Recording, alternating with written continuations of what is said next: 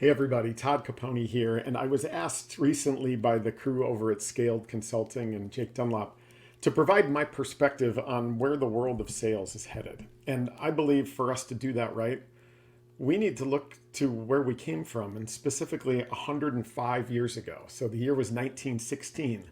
And it was a time when sales was not only trusted and respected, but it was actually admired.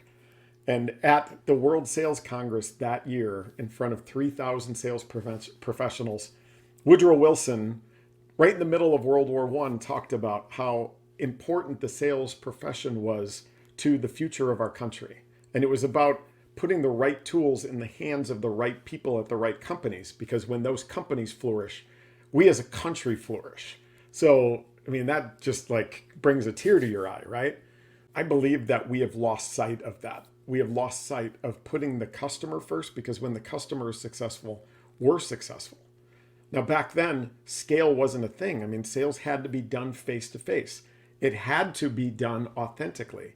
And through the gifts of things like the telephone and email, we lost our face. And we lost that putting the customer first and use those tools for scale and for selfish good versus for the customer. Now, we always have known that transparency sells better than perfection. I mean, even in 1919, Arthur Dunn was quoted as saying, "If the truth won't sell it, don't sell it."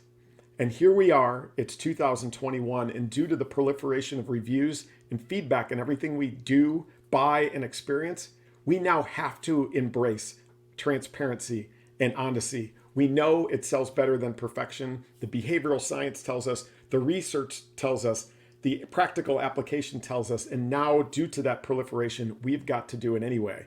So sure, I'm biased around transparency, but I believe wholly that the future of sales is radically transparent.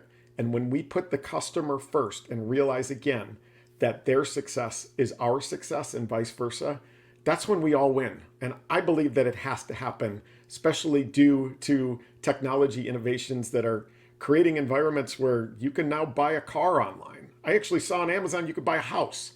So for us to regain that foothold as being a value add and not a necessary evil, transparency is the future of sales, and it sells better than perfection anyway. So let's do it. All right. So I would love to hear what you think. Thanks.